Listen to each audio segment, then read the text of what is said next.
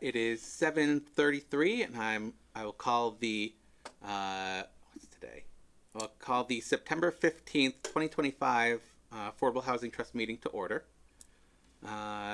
We have a small number of agenda items, but we'll see what that translates into in terms of meeting length. But guess we can jump in. Oh yeah.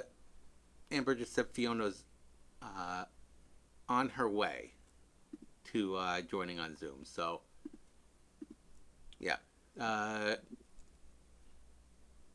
Maybe we want to. Mr. Chair, do we need a roll call? Oh, yeah, roll call. Good day. All right. So, Dan Kusher, present. Brian Langevin, present. Colleen Roy. Here. Sarah Salbu Young. Yes, here. All right. Did I say that right? Yes, Cool. Salbu. Mm-hmm. Awesome. All right. Now we're officially in compliance with Zoom. All right.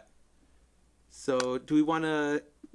I feel like we kind of want Fiona to talk us through the speakers she got lined up for the outreach meeting. So maybe we can take a look at goals. You know, it's kind of just on here. It's a standing agenda item. Any thoughts on the goals? Anybody want? Yeah, I was kind of new guy. I think, most of these are obviously new to me, or my first crack at them. So a couple of things I didn't know, like when we get to something like the grant agreement policy, do we, and I think we reference policies a few different places.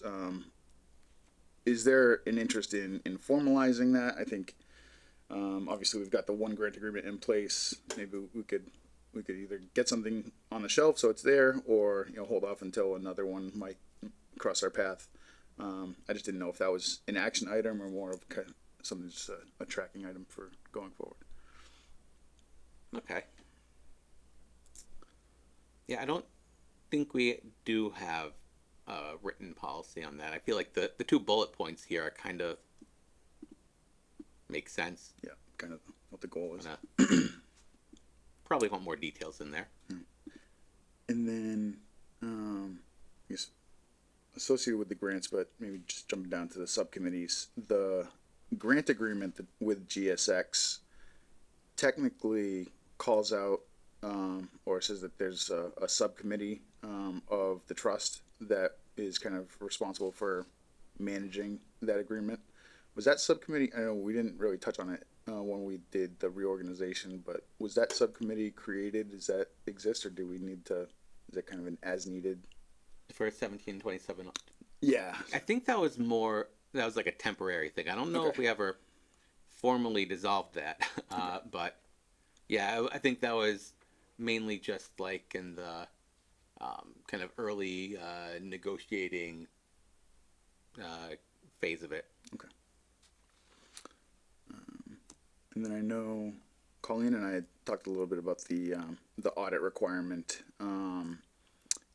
Have we ever put that in front of Kathleen O'Donnell to get her thoughts on either pushing through that change to both? I think we would have to amend both the bylaw and the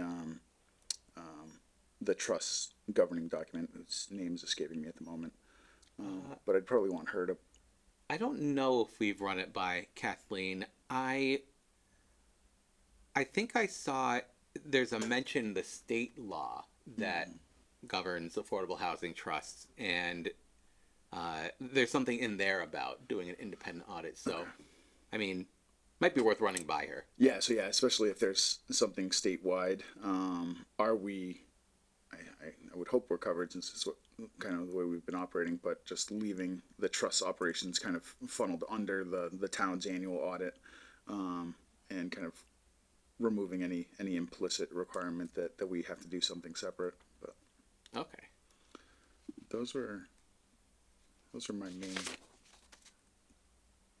questions. We could probably circle back to the outreach meeting that we've got Fiona on. Yeah. Hey, Fiona. Hey, sorry, I'm a little bit late. That's right. We just started. So we are just talking about the goals a little bit. Um, Okay.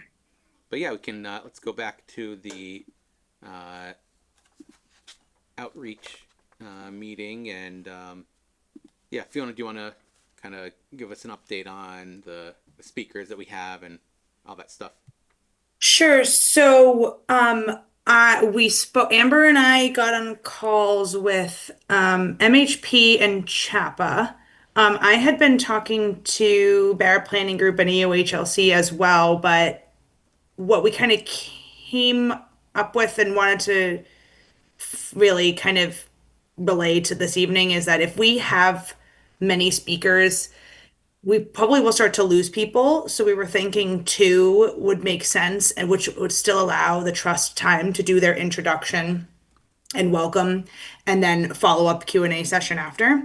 So given Chappa's and MHP's extensive experience with community engagement as well as having people that are local to the area, we thought that they would probably be the best option.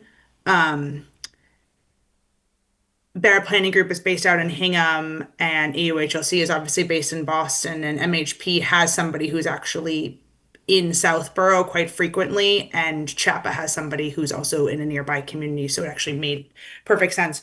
So, I when we discussed with them, they had availability on the 6th and could do the community barn from 6 or 6:30 to 8/8:30. I think 6:30 was something we wanted to float by the trust because it'll just give people a little bit more time, people who are commuting home, eating dinner and stuff, to be able to make the event.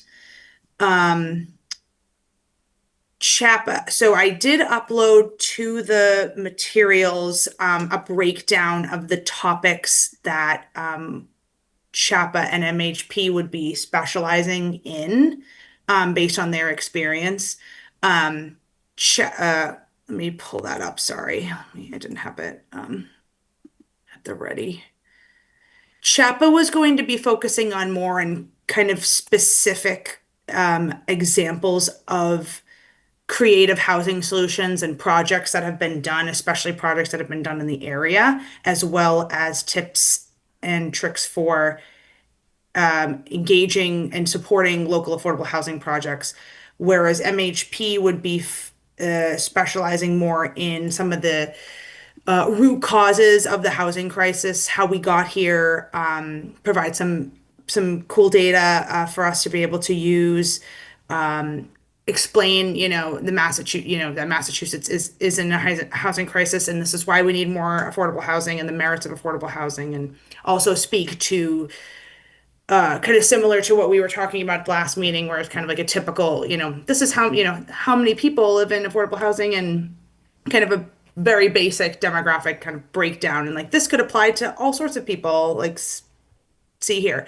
So that's really where we left off. The MHP did say that Amber, I can't remember her last name, but Shelley, a woman named Shelley on their community engagement team would be available, and she will be looping in another person, just finalizing their availability.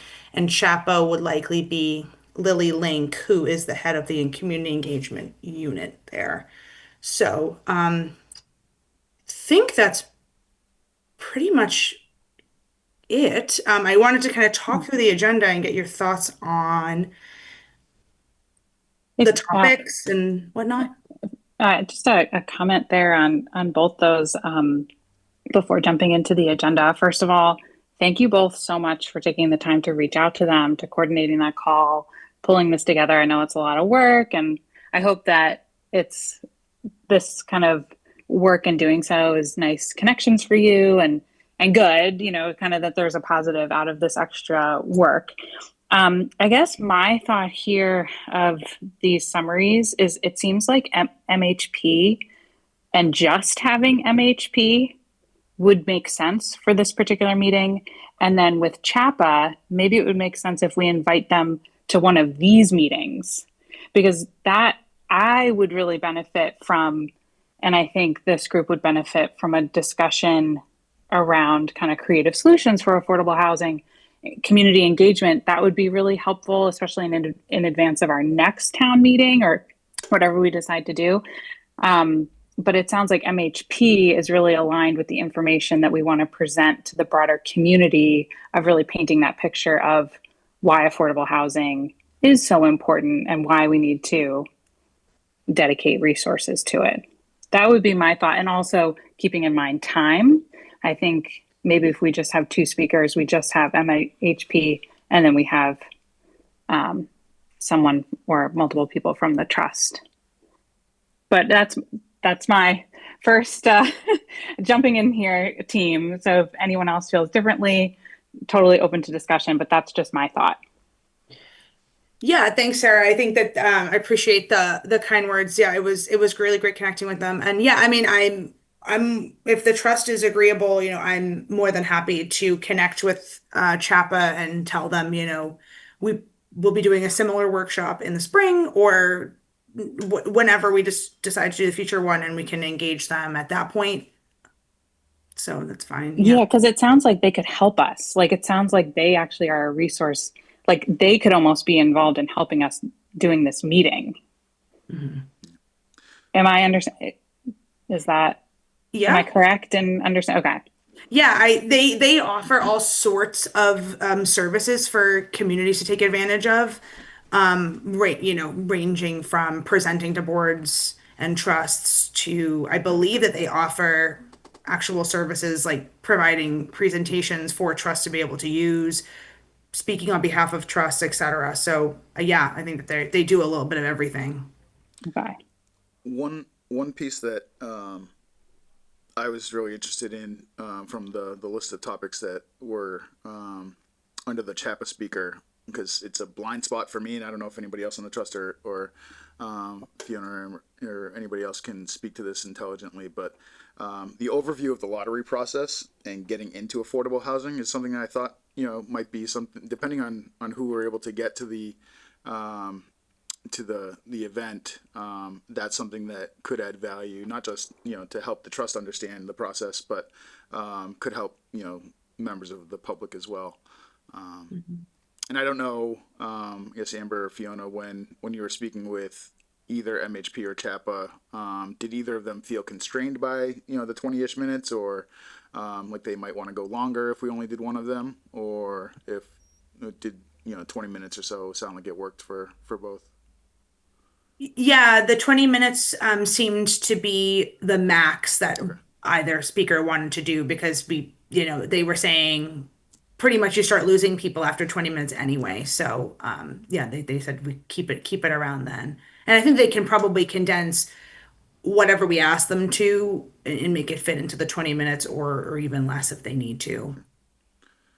Yeah, so I guess I don't have a huge preference.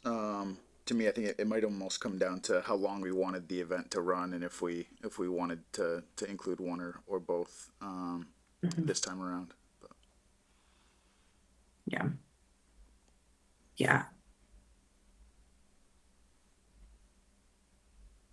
Yeah, that's a really good point. I do think that third bullet would be really interesting for the community to hear. So just like, yeah, to give them direction that for this particular audience, I think that's relevant, but that we would love to partner with them if they're available on the other two, especially ahead of another meeting next year.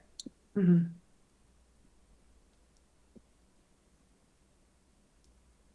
So the 50 people we want to invite is staring me right in the face, and I feel like that's a huge number, and I don't want to let these speakers down. Since a lot of these topics seem generic enough that a lot of other affordable housing trusts in the area might be facing the same things, should we be reaching out to other communities and inviting their trusts directly so that we can fill the room? Maybe? Yeah, Colleen, I think that's a really great idea. I think just, anybody who's in the region that's doing affordable housing should be invited and feel welcome to come, because then idea sharing happens, and we can really start picking people's brains. Like some trusts may be newer, some trusts may be like very seasoned and can offer advice. So yeah, that's a great idea, and we were thinking of doing that. So yeah, I know the 50 people is that was my thing too. I want to make sure that we advertise this as much as possible and get a ton of people, but yeah, and I share the concern of like just wanting to make sure that we're not wasting anybody's time, especially if they're, if they were driving from far distances, which is kind of why we chose speakers that were closer to the area. So, in the event that we would get, 25 or 30, that it wouldn't be, too much of a bummer, I guess. Which I don't think it will happen, but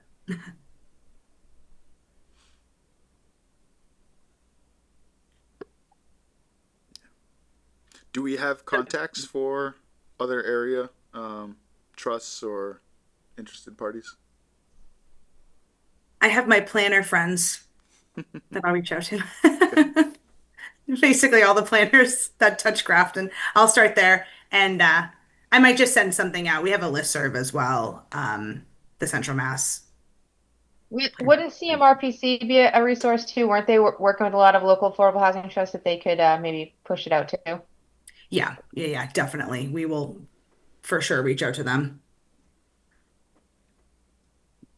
Yeah, because my thing, and I think what Amber and I were trying to accomplish this evening with you all is like just like narrowing down what we're gonna do, because because the advertising will need to start in earnest as soon as possible, so we make sure that we can get the people and also be able to report out to the community barn like this is what we're anticipating, etc. So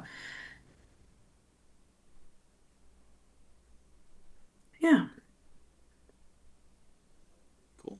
Yeah, if we're inviting like other affordable housing trusts, I feel like the other CHAPA bullet points then could be useful for a lot more people. Yep. They're also useful for the public too, but I feel like it's a little bit more useful for the trusts like us who are actually like the people who are going to be exploring creative housing solutions. But like I also feel like that it seems like a lot of people have like a narrow idea of what affordable housing is, and even just learning about other ideas would be great for regular members of the public too. Yeah, and I think at one point we had talked about having a kind of a more targeted invitation to probably the planning board and ZBA, and I think that is helpful for them too when they hear things, some of like the common complaints and even some of the feedback that I assembled and sent out from some of the public comments on recent projects. How and why does it make sense that these developments tend to have fewer school age kids than we might expect, and answers to some of those questions, some of the things that we have in the presentation. So I think getting some of those folks in the room to hear some of the information wouldn't hurt as well, and I think some of that CHAPA material could be helpful for them. Can we add CPC to that list of targeted invitations, because affordable housing is one of the tenets of CPA? Yes. Yeah, I think it probably wouldn't be a bad idea to blast the all department and committee listservs, but I think those of us that serve on some of those other things can try to drill the point home a little bit if we can. Get an announcement in the select board meeting. Yeah, absolutely. List of announcements. Perfect. Will do. So I think logistics wise, it sounds like we're locked into the 6th. Does anybody have an issue with 6:30 to 8? And I guess, is there anything else, Amber or Fiona, that you need us to decide on to be able to start promoting this? Yeah, date, time, location. Make sure that works out for everybody. I think obviously we know the date is probably fine because it's one of the 3 that were proposed. So I think we're good on that front. Sorry, I just had oh my gosh, it's been a long day. So I think just if we wanted to have just the trust and one other speaker and who that speaker would be, or if we want to stick to what we have here. It seems like I'm hearing that there would be some benefit of having CHEPA as well as MHP, but I know that we floated the idea of also maybe CHEPA coming and helping with more at a later date. So I just want to be able to tell the speakers where to be and also make sure the program is tailored to what the trust wants, you know. Like MHP can probably speak to some of the things that CHAPA that we have slated for CHAPA. You know, MHP does everything, so you know that's also an I option. think just based on everyone's comments, and I appreciate that, and especially with Colleen's point of inviting other affordable housing groups in local towns, and then both Dan and Brian's comments, I think it actually makes sense to just keep this agenda as is. So I retract my original feedback. I think it still would be worth it if they're open to it. Like at a later date, we'll worry about that later. But yeah, I agree. I agree with Brian. It would make sense to have this information shared for the general public, as well as that kind of affordable housing and other local planning people. So yeah, I'm so sorry for or not going to apologize. But I retract my earlier comment based on everyone's feedback. And I think this agenda looks great. Yeah. Yeah. I personally will be a little bit late if it starts at 6:30. I'm fine with that if other people are fine with doing the trust introduction part. But Yeah, who wants to do that? I can I can kick it off if you'd like. I'm usually the one who does hey, thanks for coming. We are here because this is the trust event. I would turn over to allow the trust members to introduce themselves and, provide some feedback on, what they do and their goals or whatever, however we want to structure it. But yeah, I can kickstart it. I usually will do it like, for anything that was like master plan or housing production plan or anything like that. I was always the intro person, so I'm happy to do that. yeah, I think a lot of the slides that we had that are kind of statistics focused, I feel like that might end up being a little bit redundant with what some of the speakers are talking about. So maybe just kind of keeping it only focused on kind of a brief update, kind of just almost just enumerating the things that the trust has been doing the past few years, and just mentioning the current status of things. Probably would get you to that pretty close to that 10 minutes.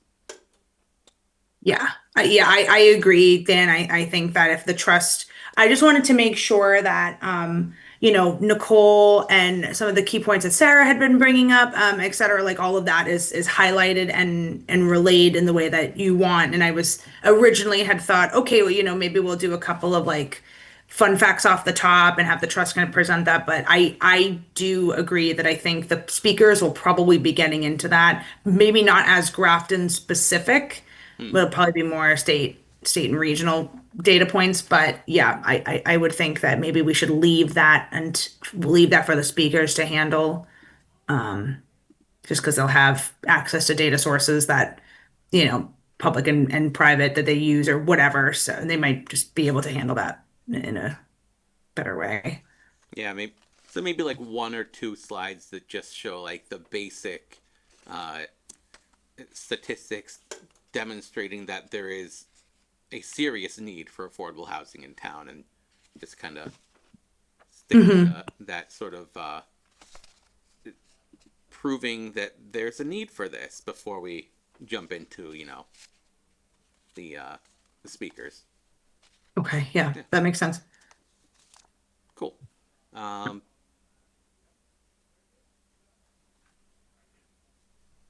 Cool. Yeah. Yeah, so I'd be fine with 6:30 and just getting there, probably around 6:45ish myself, unless we want to do it at 7, and then I'd be there on time. I don't really have a preference either way, so I guess we could stick with 6:30 if we think that'll be better for attendees.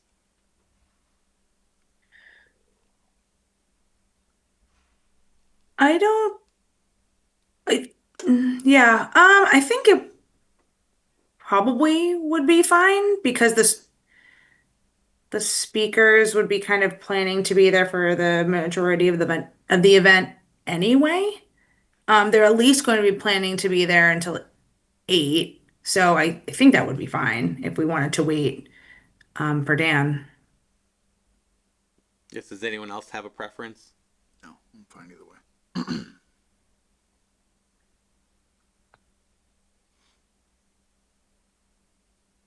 So then just, does that mean, Dan, are you doing the intro for the trust? Sure. If we start at 7. Okay. Okay. Sorry, I didn't mean to put you on the spot. It was just that, since you talked through that. Yeah, I can do Um, that. Okay. And we don't think that that would create an issue for either of the speakers. I don't think so, as long as we can start shortly after, definitely start having them speak no later than 7:10. Yep. Because then if we're going by this, MHP will be on, 7:10 to half past, and then Chapel will be on from half past to 10 to. So I think it will be fine. It'll still be the same. I think we'd still be able to wrap up by 7:50 or shortly thereafter. And actually, yeah, just backing into the times, I think we had Q&A slated for 7:50 to 8:20, and I think if we back up to the beginning, I think that almost assumed a 7 o'clock start anyway. Yeah. So, yeah, we shouldn't be going too late. I have a suggestion. What if we keep it at 6:30 and just do like mingling from 6:30 to 7 while people fill in and grab a drink and a snack or whatever? That's something I noticed about the EDC events that they hold at local establishments, is that the beer and wine component really drives attendance. And I don't know if that's too late for us to look into, too expensive given this location, but maybe something for the next one. Consider one of the locations the EDC uses and see what that does for attendance. I don't know why, but put a beer in someone's hand and they're ready to listen to whatever you have to say. So It's an interesting idea. So start at 6:30. Start at 6:30. Make it clear to people that there's like a mingling time at the beginning, so people don't show up and Yeah, we could just you can just expect say something. doors open at 6:30. Program starts at 7, sort of thing. Or Okay. Yeah, I think that sounds like a great idea. Like that's so nice. And then as like trust members, we can kind of be the little social ambassadors amongst the group, kind of getting people engaged and talking. I feel like that's a great idea. Amber, that the feasibility of providing alcohol, is that doable, or was that more for like the next time around? I know they've done it at the community barn before, for events there. Okay. We just have to, we'd have to get somebody that's, tip certified. Mm-hmm. Finding a server would be the most difficult part. Yeah. Yeah, I was just curious. I wasn't familiar with that I mean- process. I can take a stab at it. See, see what we can make happen between now and November. Amber, I can reach out to you offline too. I might have a contact that has a mobile wine business that I can check the availability with them, and that would Yeah. kind of be a one-stop shop.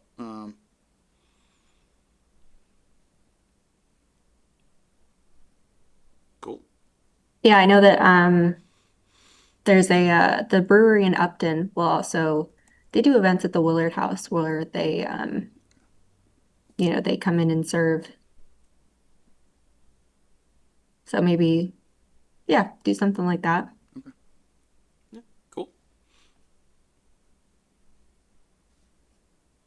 All right. Anything else on the outreach meeting? Sounds like we're good. Yeah, so Yeah, this is amazing. I just want to chime in again, just repeat everyone that is working really hard on this. And I think it's so worthwhile. And I'm just so pleased to be a part of this. So I really appreciate everyone's effort pulling all this together. Same. I think, yeah, I also want to commend, there's a lot of members of the trust who have been sending me information, Sarah, Nicole, everybody, Brian, and the work that you've all been doing on the back end is also is very much appreciated, and impressive. So thank you all for that. And so I think, yeah, so I think what the marching, what Amber and I are gonna focus on now is, we have a game plan, we have speakers, we have topics, location, etc. So we're just going to start making flyers, pushing them out, reaching out to the people that we discussed this evening, and just doing some of that follow up work to bring it to fruition on the 6th. So all good. Nice. And then just a quick kind of logistics of that. So our goal is 50 people. I think I already know the answer, but we won't have like a registration or anything like that. It's just like, here's where the meeting will be. And then like, we won't know ahead of time if 50 people will be showing up or like 300 people. I mean, that would be a good problem to have, but. Yeah, that's a good point, Sarah. So we've done in the past, and don't mean to keep putting you on the spot, but for when we didn't we have a QR code that was scanned that took people to an area, or a form rather, to sign in for one of our past events? Think so. Yeah, I'm But I trying will to say remember. the groups that we are inviting directly, like CPC, we might get more of a response there, like the boards and committees that we're inviting or like the trusts from other towns. I would hope that we would get some idea of how many folks to expect from those groups. I mean, when we open it up to the public, that I don't think we're gonna, have a good count there. But Yeah. yeah, I think that like the direct invitations that we're going to be sending out will tell us some numbers. For hi, it's Nicole. Can you hear me? Yep. For the public piece of it, we can easily create like an Eventbrite invitation that would collect, name, email address, whatever information we want to ask for as far as like to reserve your tickets, and use that in conjunction with the flyer or whatever. I was actually going to say, when Fiona was talking earlier, if we can get a PDF of whatever flyer we're making, just so we can push it out on social media easily, that would be great. And then if we create the link for the Eventbrite or whatever it might be, we could push that out at the same time and just see if people do sign up. I don't know if they will or not, but it might be an extra way to get a little bit more head count from the public attendance. Yeah, that's super easy and quick to do, Nicole. I think it's probably a good idea, at least because at least we can get some sort of we can take the temperature of like how well the advertising is going, and if we need to rev it up or whatever, just to make sure we're trying to get that number. So yeah, we can do that. We're gonna do a hard push at town meeting, right? Like, can we get it on the back page of the warrant? Ooh, I will ask Dawn. That's a good idea. Yeah, and we can do a handout, the flyers as a handout at the table as well, right? Yeah, okay, we could do that. Sweet. Okay, cool.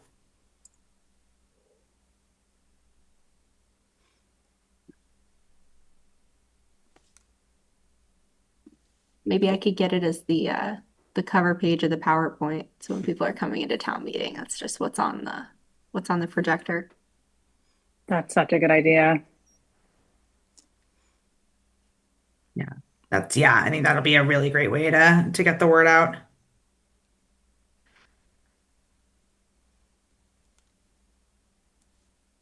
Okay.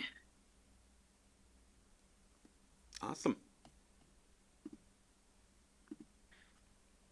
Anything Yeah, I else? think I'm good. I don't think I have any other questions. I think I'm just gonna make sure the speakers are aware that we're not starting until like 7. And yeah, life is good.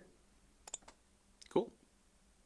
If something else comes up in the meantime or whatever, obviously feel free to just reach out to me as you all have been doing, and um, we'll coordinate accordingly. So, like if someone can't make that time, something comes up or whatever, something like that, just let me know. All right. And Dan, if you're running with the intro, we just work with whomever to figure out the couple slides or whatever you want to pull together, so we don't need to run through any of those tonight. Yeah. I mean, unless anybody else wants to do the intro, just putting that out there. Okay, that's what I thought. All right. Dan, I can help you with the intro. We can Cool. tackle it together if you'd like. Okay. Might That'd be be cool. easier that way. All right. Anything else before we move on to the minutes? Good. Going into the meeting in October, I guess what do you all want to accomplish between now and then? I mean, we can get the flyer ready. Fiona and Dan can work on the intro. I mean, I think we're good. Originally, we had talked about doing like a run through in October, but since we're having the outside speakers, I think that's kind of taken care of. So Mhm. yeah, October we can just be finalizing.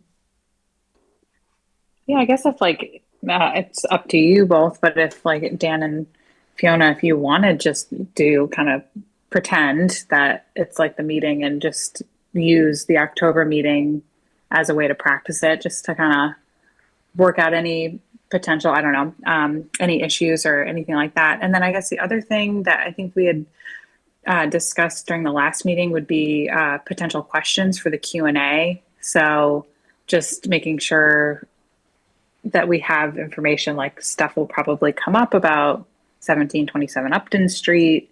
What kind of questions will they be? Just so that we don't necessarily have to have that information on a slide, but just so that someone or a few of us are kind of confident with some of the information or have a good reply.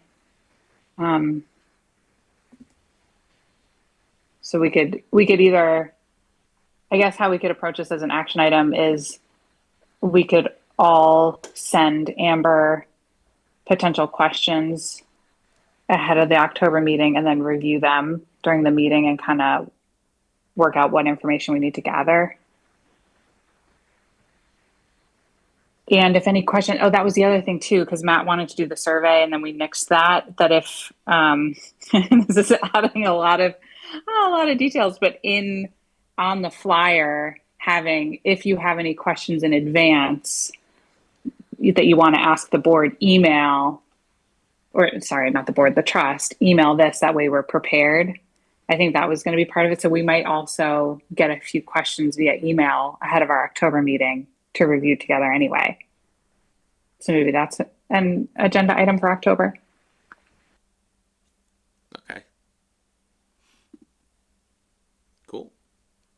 Yeah, I think probably in the same vein, but it's been a while since we've got a real substantive update on 25 Worcester or 1727 Upton. I know Matt gave us a bit of an update last time around on some of the ongoings with 1727. But yeah, if there's anything else new, it's been kind of radio silent for a while. But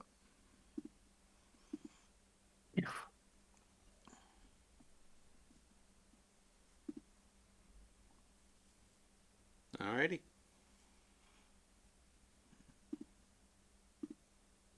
Anything else before minutes? So just real quick for my own, so we'll draft kind of a brief set of like maybe 5 slides for the intro to present for the trust to kind of review. And Dan, I'll send them to you ahead of time so you can Yeah. take a look and see what you agree or what you want to add or whatever. Okay. Okay, That was sounds great. good. Thanks.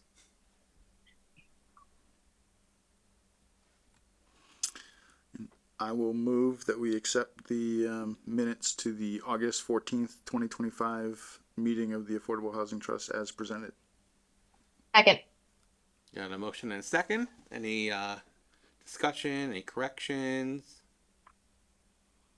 Hearing none, we will vote by roll call. Kusher, aye. Langevin, aye. Colleen? Salavu, aye. Oh, yeah. Colleen? Aye. And Nicole? Aye. All right. The minutes are approved. And that leaves one thing left to do. Move we adjourn. Second. Motion and second. Kusher, aye. Langevin, aye. Colleen? Roy, aye. Sarah? Aye. And Nicole. Aye. We are adjourned. Thanks, Thank everybody. you. Thanks,